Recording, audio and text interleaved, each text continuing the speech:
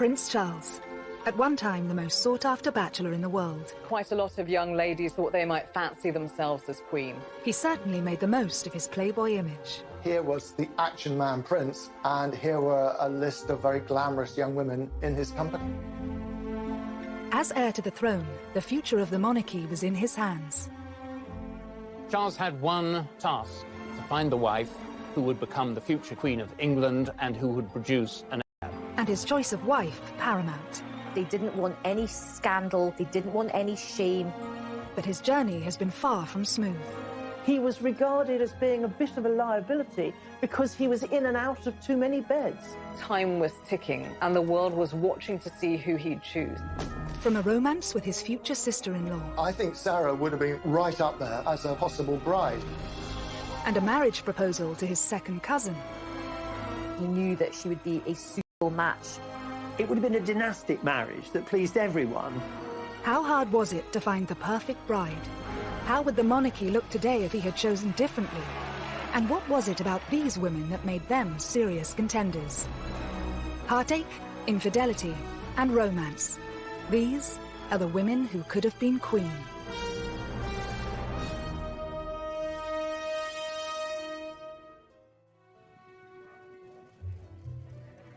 Prince Charles is now the paragon of wedded bliss after tying the knot with second wife Camilla, the Duchess of Cornwall, in 2005. Charles and Camilla's relationship today is serious, committed, stable, and a loving partnership. I think he was always in love with Camilla. He needed her companionship in his life, and he wasn't happy until he had it. Whilst the title Camilla will take is still a cause for debate, one thing is for sure. When Charles finally accedes to the throne, she will be by his side. But Charles's search to find his future queen has been far from easy. Before marrying his first wife, Lady Diana Spencer, the prince spent over a decade hunting for the right woman. Prince Charles found it very easy to find girlfriends to have fun with. He found it very difficult to find a young lady who he could actually marry.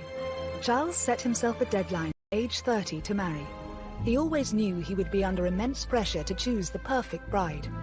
In a 1969 interview, he spoke passionately about the challenges of finding her. In my position, you're going to marry somebody who perhaps one day is going to become queen. And you've got to choose somebody very carefully, I think, who could fulfill this particular role. Because people like you, perhaps, would expect quite a lot from him, almost from childhood, that the chief task of his life was to carry on the dynasty successfully. So he had to get the right woman. There were strict criteria that any potential bride would have to meet. You needed to be aristocratic, able to gain the approval of the Queen herself, not a Catholic, not divorced, and an actual virgin. It was an absolute necessity that Charles should marry someone who had not had any other relationships with men. The phrase was she had to be Virgo intacta. These requirements were being placed on Charles in the 70s, in the age of the sexual revolution. I think it's probably right to say that in Charles's social circle, virgins were about as rare as mermaids. Charged with an almost impossible task, Charles's search was also set to play out under the watchful eye of the world's media. All he needed to do was walk across a polo lawn with a woman, and suddenly she was named in the press as his current girlfriend, future wife, future queen. Whilst dozens of women hit the headlines, who were the most notable to win Charles's affections, and which of them were closest to becoming queen consort? Rumoured first love Lucia Santa Cruz was introduced to the shy 20-year-old prince at Cambridge University by former politician and the master of Trinity College, R.A. Butler. Lucia was working for Rab Butler, helping him with his memoirs and his research. She was the daughter of the Chilean ambassador. I think Lucia was someone to whom anyone would be attracted. You know, beautiful brunette, I think quite petite, but an absolute, a brain. She was about 5 years older than Charles. She was very worldly. She spoke several languages. She had her own life. And according to everyone, Charles was immediately smitten. With this amazing young woman, Charles was said to have embarked on his very first love affair. it was a physical relationship because Rab Butler's wife has said rather oddly that Charles had been able to cut his teeth on Lucia, which is a horrible way of putting it. But I think basically what she was saying was that, you know, she was sexually experienced, and that was a good thing for Charles, who was a complete innocent. He was younger than his age, and this was true in a sexual sense as well. He'd had no early experience with women. I think his eyes opened to the great possibilities that there were out there. Whilst Lucia is regarded by many as Prince Charles' first serious girlfriend, was she ever a contender for Queen? Lucia could never have been a serious contender for marriage with Charles. I mean, Charles was simply too young, and I, doubt she'd have been interested. But of course, She was Catholic. As heir to the throne and the future head of the Church of England, he could not marry a Roman Catholic, so Lucia was never going to be in the running because of that. As future king, Charles would have to favour duty over passion. It's said that Lucia still remains good friends with Charles to this day, and it's widely reported that she even played matchmaker for his next serious relationship with Camilla Shand, one that would ultimately change the course of his life. she was living in the same block of flats as Camilla and said to Charles, you have to meet this girl. She's, almost the perfect person for you. Camilla was everything that Lucia was, and more, because she was English, she knew the royal family, she moved in the same circles, and she had the same strength, the same motherly qualities that Lucia had, but she had them, to an even greater extent. She's quite bold, quite racy sense of humour. She's not shy at all. If you're Prince Charles, who's a bit more sort of introverted, Camilla's qualities are extremely alluring. Plus, she's tough, and I think he likes strong women. Camilla's family history also featured a scandalous royal love affair that she was said to have enjoyed telling Charles about when they first met. She said, my great-grandmother was mistress to your great-great-grandfather, Edward VII. So how about it? Meaning, why don't we do the same thing? You can easily imagine Camilla saying that and meaning it with a laugh. Camilla completely took over him, physically, mentally, emotionally. I think there's no question that Charles's love for Camilla was greater than her for him. Her heart, I think, at that stage was really given to Andrew Parker Bowles. She was always more attracted to Andrew. Andrew was much sexier because he didn't have this slightly sort of vulnerable, weak, timid character that Charles had. But in the summer of 1972, whilst Andrew Parker Bowles was away for 6 months of army service, Charles and Camilla enjoyed a romance. She knew that Andrew Parker Bowles had been serially unfaithful to her and had carried on with all sorts of other women, including many of her own friends. And this was a bit of payback on Camilla's part. And boy, what a person to pay back your erring boyfriend with, and the heir to the throne. Despite his depth of feeling, Charles didn't propose to Camilla at this time. But would she have been a suitable contender for future Queen Consort had he followed his heart? Never mind the questions of Charles's age and Camilla's affection for Andrew Parker Bowles. There was one other huge problem. Camilla, who'd been around on the dating scene for several years, might just have been a little too racy for royal taste at that time. Camilla's great as a family. In late 1972, Charles and Camilla's short-lived relationship was placed on hold when the prince's naval obligations led to a tour of duty in the Caribbean. But Charles was to be left heartbroken by Camilla's next move. A week before Andrew and Camilla married, Charles begged her to call it off, but it was too late.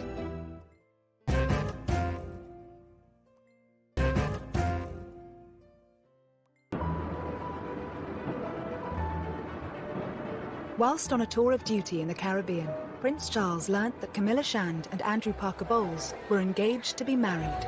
Charles was devastated, desperately upset. About a week before Andrew and Camilla married, Charles begged her to call it off, but it was too late. Just after Charles heard that Camilla was engaged to Andrew Parker Bowles, he also heard that Princess Anne had become engaged. After losing Camilla and then seeing his much-loved younger sister Anne marrying Captain Mark Phillips, I think he did begin to put pressure on himself to try and find a suitable bride. Charles didn't have to wait A week after Anne's wedding, he attended a shooting holiday in Spain, hosted by family friend Arthur Wellesley, the 8th Duke of Wellington. Here sparks flew for Charles, with a true blue blood. Lady Jane Wellesley was the daughter of the Duke of Wellington, one of our most distinguished and noblest families. She was a very attractive, spirited young woman. She was a journalist, so she was somebody who was independent-minded, wanted to be a career woman, making her own way in the world. No, I'm buying my own lunch. Are you? She and Charles seemed very well matched. I think he did think about her as a serious prospect at that time. Many people thought that she was a huge contender to be the future queen. 22-year-old Jane's eligibility didn't go unnoticed by the press.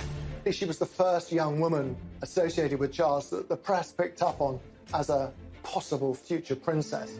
They were followed everywhere, and she was followed everywhere. She just found the pressure too much to bear.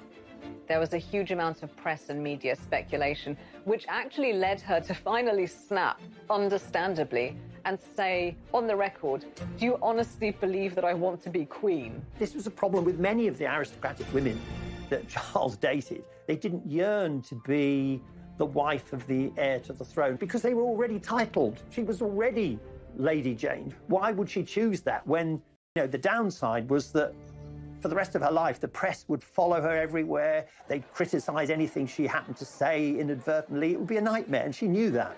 As an eligible bachelor, actually his role as prince was off-putting for lots of women.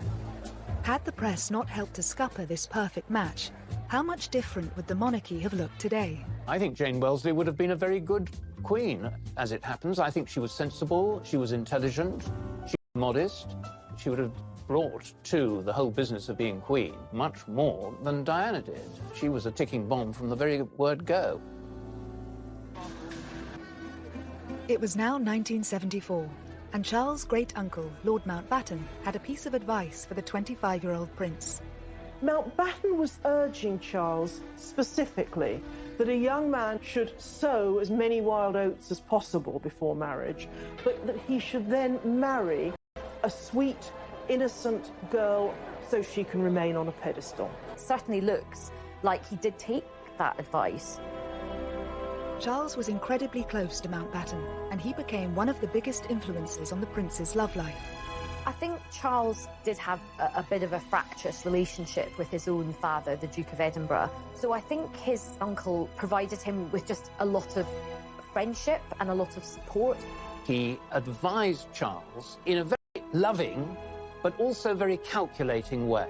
He was very much on the dynastic make, and he saw Charles as someone whom he could influence. It helped cement his connection with the royal family. He'd always interfered in royal life and had been doing it for many years. Decades before, Mountbatten had really tried to orchestrate the marriage of his nephew, Prince Philip, with Princess Elizabeth, the heiress to England. Now, that marriage, of course, happened, but not without Prince Philip actually warning his uncle to back off. Nevertheless, he was the mentor in Charles's life, and it was his advice that Charles decided to follow. Dickie Mountbatten was so supportive of Prince Charles's erotic adventures that he offered him the use of his own property, Broadlands, as a secret love nest or hideaway for Prince Charles to take his girlfriends. Charles didn't find it difficult to attract these young ladies. By the mid-70s, his public image had undergone something of a transformation. He was always under pressure from his father, Prince Philip, to be a real man, to be a sort of James Bond figure almost. So he got the Aston Martin, he did military service, he learned to fly helicopters. He was a good horseman, he was good at playing polo, he had a good figure. It looked very good in white riding breeches. He would take his shirt off and he looked pretty fit in many ways. He wanted to be someone who put himself on the edge of danger, and that sort of... A string of romances ensued, but in 1976, just 2 years away from his self-imposed marriage deadline, one particular lady hit the headlines. Davina Sheffield was the ex-debutante granddaughter of wealthy industrialist Lord McGowan. She was well-connected, cousin of Samantha Cameron. She was, a good rider. She was very good-looking. often the women Charles went out with were dubbed Charlie's Angels, and she was said to be the most attractive out of all of these Charlie's Angels. Charles was said to have wooed Davina away from her boyfriend and could not disguise his love for her, even in public. She was thought to be somebody that Charles took really very, very seriously indeed, and that this was a real meeting of souls as well as bodies. This was a viable enterprise, and that she might be the one that he actually chose. But it wasn't long before the relationship came to a sudden end. The story of Davina Sheffield and Charles was the story of several young women and Charles. At the time, there were rumours that Charles might propose to her. Her ex-boyfriend was pursued by the tabloids and wound up revealing that he and Davina had lived together, lived in sin, as it was put. And the moment that this emerged, it killed the romance between Charles and Davina Sheffield. And that is a pattern that kept on happening. Davina didn't fit into the criteria of the perfect woman, as dictated by the royal firm. But had she and Charles married, we would perhaps have a very different monarchy today. Davina Sheffield wasn't actually an aristocrat of the ancient blue-blooded type. She was descended from industrialists, so her wealth was relatively new money. If she'd married into the royal family, she would have brought in some of the freshness and entrepreneurialism that surrounds industrialism. She would be quite a breath of fresh air, much as Meghan was supposed to be when she married Harry. There's scope in the monarchy for blowing away some of the cobwebs.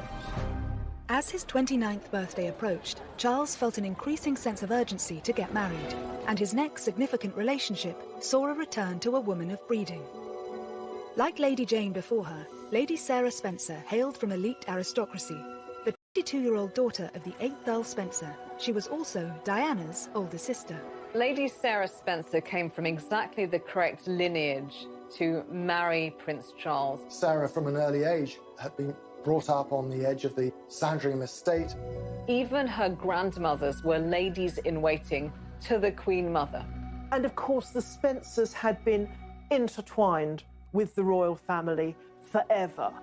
She and Charles met at one of the Queen's. Charles was rather taken with Sarah, with her reddish hair and her outgoing sense of humour, and they began dating.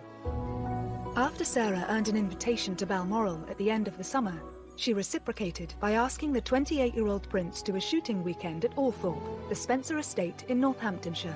On arrival at the house, Charles clapped eyes on Diana for the first time, who was then just 16 years old, tall and rather gangling. Diana at the time was probably too young to, really impinge very seriously on his notice. But he made a huge impression on her. Diana thought how wonderful, how dashing, how handsome he seemed in the flesh. She'd been rather taken by him as a teenager. It's said that she had a picture of him on her school dormitory wall. I think she was rather struck by that first encounter. But for now, Diana was nothing more than his girlfriend's younger sister. And it was Sarah who joined Charles on a skiing trip to Closters in the February of 1978. To go on holiday with the Prince of Wales was quite a big step, and it did suggest that this romance possibly had legs. But on their return, Sarah made a huge mistake. In Closters, she became close to some British journalists. Back in England, at lunch with them, she had a far too frank conversation. She was being needled and quizzed about her romantic expectations and her past, and she blurted out that she'd had thousands of boyfriends and that when it came to marriage, she wouldn't marry someone she didn't love, were he the dustman or the King of England. She then realised what she'd done and phoned Charles to confess. He said, "You've done a very stupid thing." And that was that. She was basically not just telling him that she didn't love him, she was sort of telling the whole world that she didn't love him, even though he was the future King of England. So I think that was quite embarrassing for him. As far as Charles was concerned, for his girlfriends to talk to the press was just about the worst thing that they could possibly do. Lady Sarah would eventually watch her younger sister marry Charles. But how would she have fared in Diana's place? I think she'd have been a much better match for Charles, because Charles needed someone who's a bit stronger than Diana, and Sarah was that person. I like her honesty and her toughness. I wish that some of that boldness had transferred to Diana. Instead, Lady Sarah was happy to take the credit for Charles and Diana's union, calling herself Cupid. But it would be another 3 years before their relationship would begin. In the meantime, Charles would propose to 2 other women.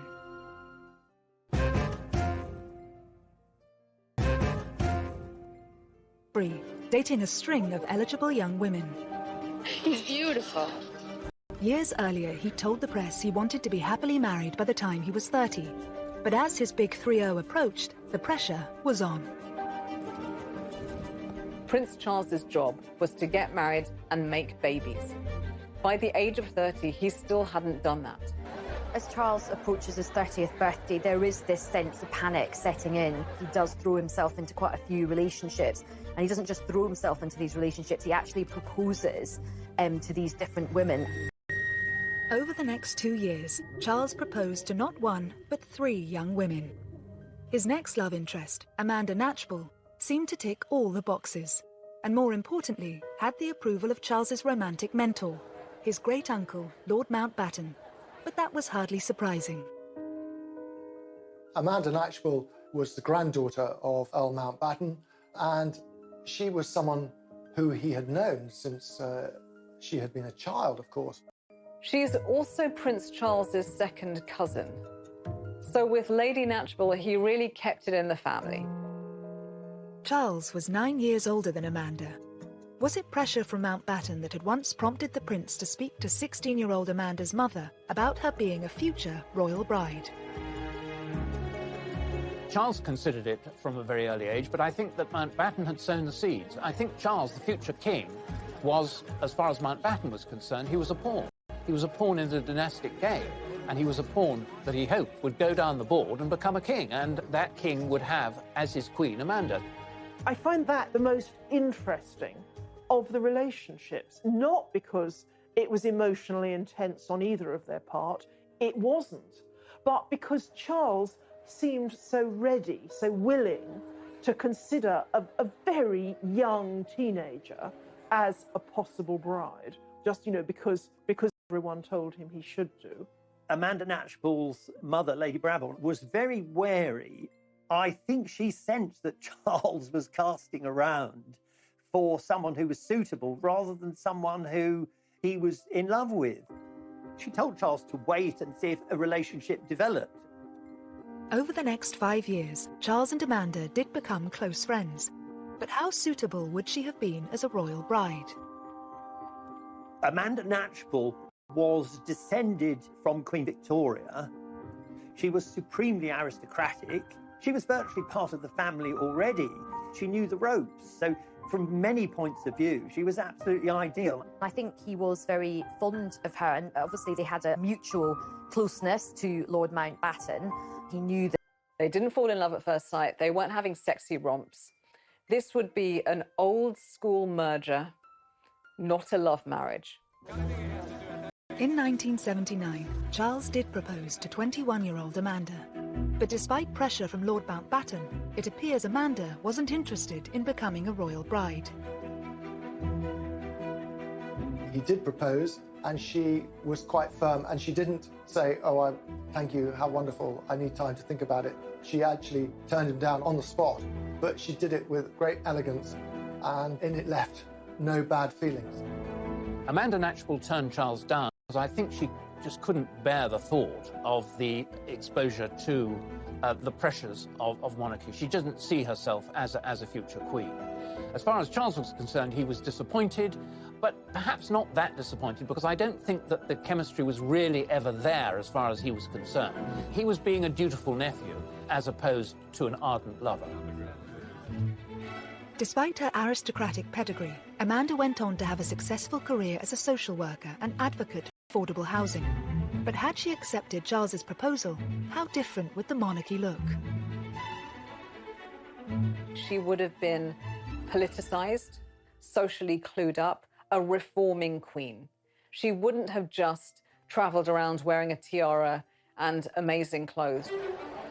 After Lady Amanda's rejection, it seems Charles didn't hang around, because shortly afterwards he was seeing another heiress, Anna Wallis. She was the next in line, not to the throne, but the next in line to Prince Charles's bedroom. Interestingly, if you look at pictures, she looks, as someone once put it, like a more dangerous version of Lady Di. Well, it appears to be a full-on passionate romance. I would say they had a very hands-on relationship. Charles and Anna are said to have connected through a mutual love of country sports. But on paper, was Anna a strong contender for the role of royal bride?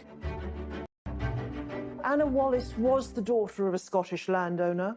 So in one sense, she looked really quite suitable. She was horse mad, hunting mad. She was known as Whiplash Wallis, apparently, partly for her temper, her quick temper. She always rode higher and faster and longer than people on the hunt.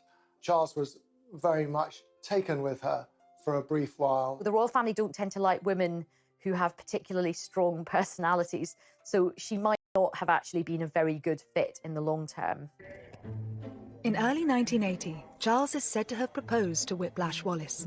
However, it's rumoured that Anna turned him down because his old flame was back on the scene, Camilla Parker Bowles. Marry Anna Wallis, or perhaps he was just pretty desperate, full stop, because he proposed to her twice. The thing is, it was obvious by this stage that Charles was in love with Camilla. Anna Wallis was the first of Charles's girlfriends to, as it were, have Camilla really shoved in her face. The Royal Opera House, Covent Garden, tonight. The formal climax of the Queen Mother's birthday with applause from 20 members of the royal family, dozens of peers... But it was at the Queen Mother's 80th birthday party, where both women had been invited, that the relationship turned sour. She was like a wallflower. He just ignored her the whole evening. And who did he ignore her for? He ignored her for Camilla. Charles and Camilla seem to have reignited their relationship at red heat, basically, and they weren't that discreet about it. Anna was furious, and she said to Charles, "How dare you? I've never been so badly treated in my life. You've left me on my own, and now you can jolly well go on your own without me." And that was the end of the relationship. And Anna was dispatched with a crack of the whip lash. After Anna's proposal was rejected, was it to be third time lucky for the Prince of Wales?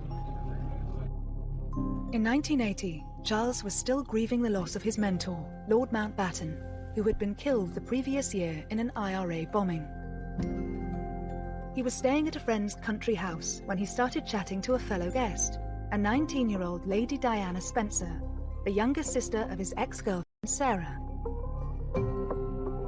She famously spoke about how sad he'd looked at Mountbatten's funeral the previous autumn and how she'd been struck by it watching it on television. And I think it was that which struck a chord with Prince Charles. Diana seems very early to have considered herself as a suitable bride for Charles. She's quoted as once having said that, you know, she kept herself tidy on purpose. Diana herself says that that night his hands were all over her, but over the course of the summer of 1980, Charles set about pursuing her with gusto. There was a 12-year age gap between Charles and Diana. So what was it about this particular aristocrat that made her so suitable for the role of future queen? For the senior royals, Diana was an even better marriage prospect than her sister Sarah because she was younger. She hadn't had any boyfriends who were likely to talk to the press. She was from an ancient family with connections with the Churchills and with every other aristocratic family in the country. The Spencers and the royal family had been so close for Jen, part of the club. I think the palace and the courtiers thought, she's not going to be any trouble. Oh, the irony. Once the press realised Charles was dating Lady Diana, they didn't leave her alone. Was it this, and pressure from his own family to marry, that prompted him to propose to Diana, reportedly after less than 15 dates? Is there any possibility that any announcements of your marriage in the near future? Can you tell me? Can you tell me if there's any possibility? I'm not going to say anything, please. September 1980, they'd known each other no more than 6 weeks. They hadn't really seen a lot of each other.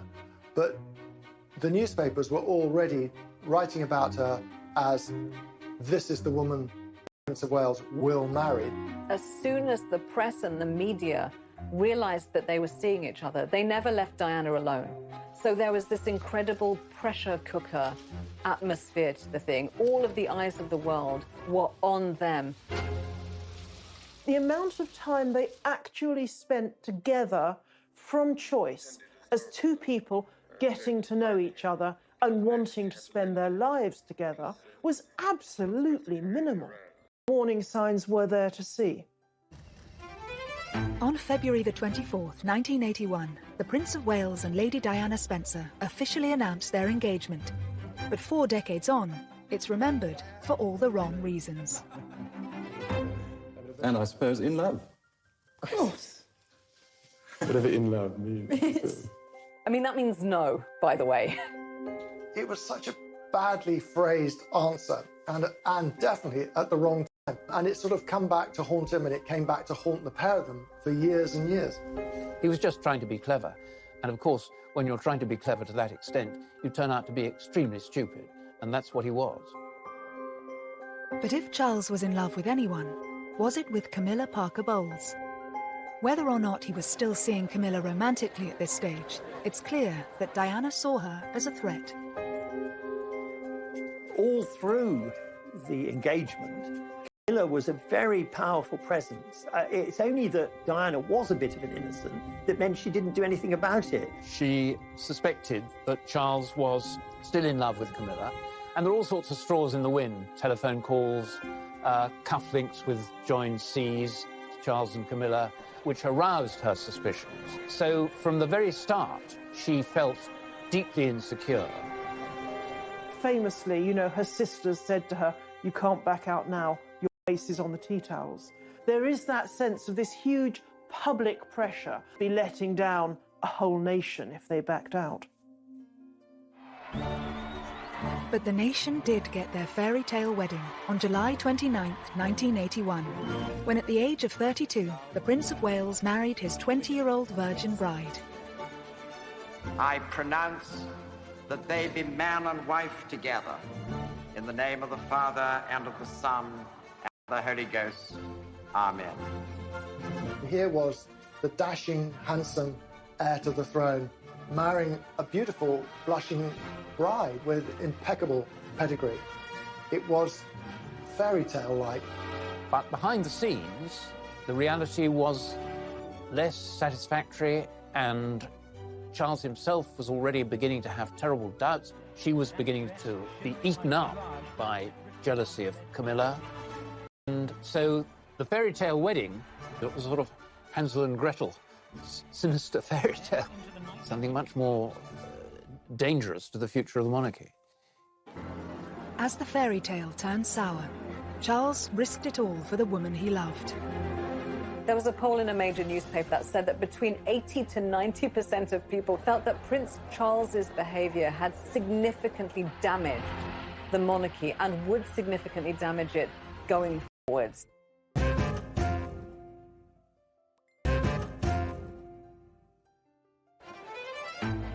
At the start of the 1980s, as far as the world was concerned, Prince Charles had got his fairy tale princess, his happy ever after. How are you enjoying married life? Highly recommend. And when William and then Harry came along, their happiness seemed complete. However, shortly after Harry's birth, Charles and Diana's marriage began to crumble. At this stage, had an old friend already been lined up to pick up the pieces? He reached out to Camilla again as a source of comfort, and Camilla stepped in as a friend initially, for sure, to start with, to bolster his confidence. But at some stage, you know, they became intimate again. Charles probably thought at that stage, well, lots of kings have had mistresses, I shall have a mistress, and that's what Camilla will be, and that will be very happy, and Di will have to take it. But of course she wouldn't take it. Over the next few years, as Charles and Diana grew more distant, he and Camilla became closer. But it wasn't until 1992 that the royal couple announced their separation. with more and more damaging details about their personal lives hitting the headlines, including the infamous Camilla Gate tape. It was a full transcript of an alleged conversation between the Prince of Wales and Camilla Parker Bowles. As the reputation of the monarchy took a battering, it was clear most of the country was Team Di, and Charles and his mistress were vilified.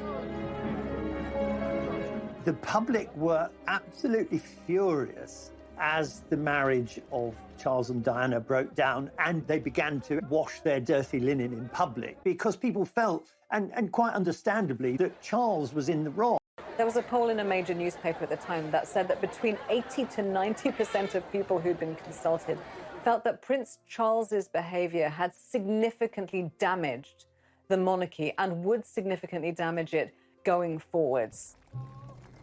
But it was clear that Charles was not prepared to give up Camilla.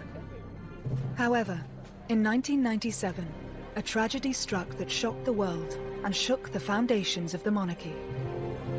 We have reports in Paris that Diana, Princess of Wales, has been killed in a car accident. Following the fallout from Diana's death, would it now prove impossible for Camilla ever to take her place by Charles's side? At one stage, after Diana died, Camilla didn't leave her house because she was so unpopular. She thought she'd be hissed and stoned and booed. They kept their heads down, but they kept faith with each other. Their relationship continued, and I think quite a lot of people eventually just thought, you know what, they clearly love each other. They're soulmates. There was a concerted effort, a very, very strong PR effort to rehabilitate Camilla.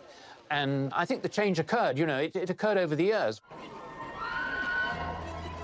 In 1999, 2 years after Diana's death, Charles and Camilla made their first public appearance together. They're telling the world we're a couple, and you'd better accept it. Despite going public as a couple, why did Charles wait another 6 years before marrying the woman he'd loved for more than 3 decades?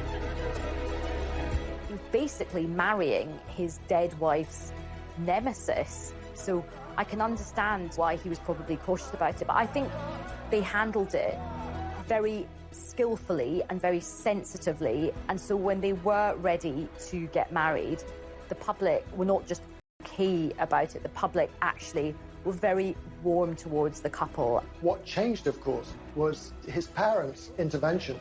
They had been none too keen on Camilla for a long time, but there was a pressing argument that the Prince of Wales should have a wife because Charles could come to the throne with a mistress but no wife, and it would be quite difficult for him. Ceremony. As head of the Church of England, the Queen did not attend. But she and hundreds of other guests were at the blessing afterwards, held at St George's Chapel, Windsor. What was nice about it was the contrast between Prince Charles at his first wedding, which was something out of a sort of Disney movie with his Disney princess. This was so different. They looked really happy. They just looked like they belonged together. He'd finally got a ring on her finger and she was finally his wife. And it did feel like the whole country had come to the end of this most epic of romantic journeys. As far as Charles is concerned, Camilla is his perfect partner. But on paper, the divorcee Duchess is far from the perfect royal bride. So what will she bring to the monarchy?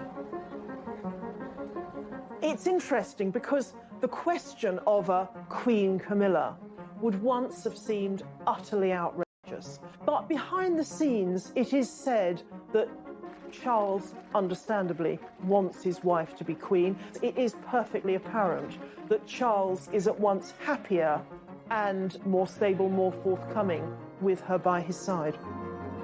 Camilla now, I think, is probably as close as you can get to being the perfect consort and perfect royal wife, because she will never complain. She's very measured. Prince Charles' love life has certainly been colourful. He searched far and wide for the ideal bride. But had he followed his heart sooner, rather than his head, would his romantic journey have been completely different?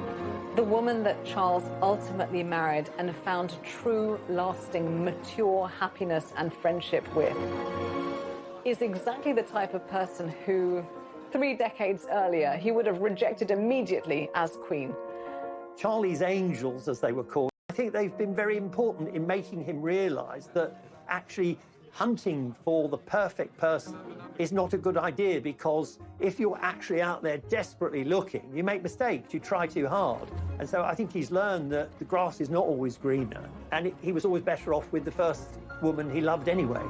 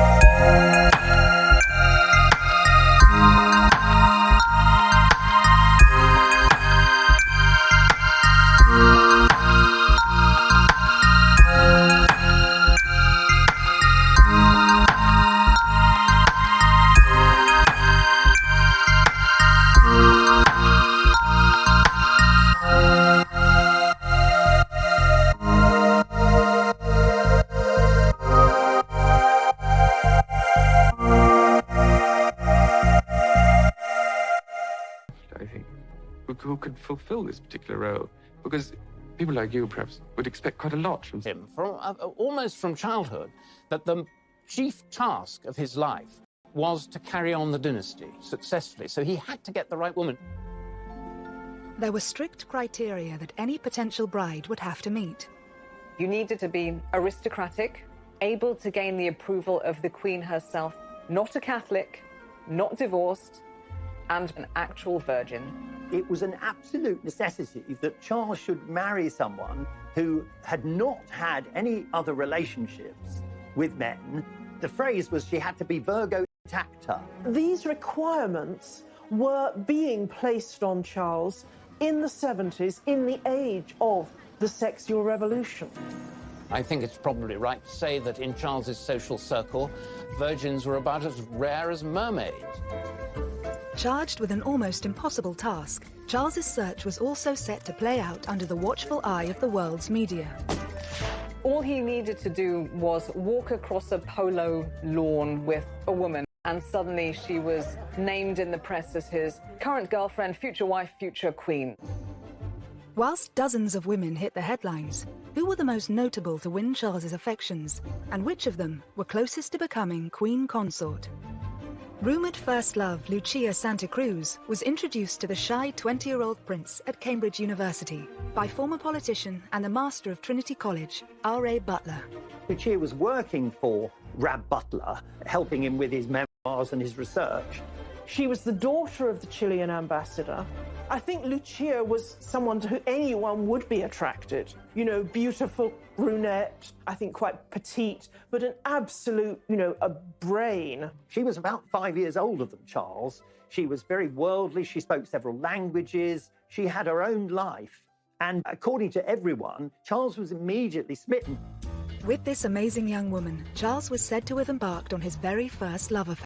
It was a physical relationship because Rab Butler's wife has said rather oddly that Charles had been able to cut his teeth on Lucia, which is a horrible way of putting it. But I think basically what she was saying was that, she was sexually experienced, and that was a good thing for Charles, who was a complete innocent. He was younger than his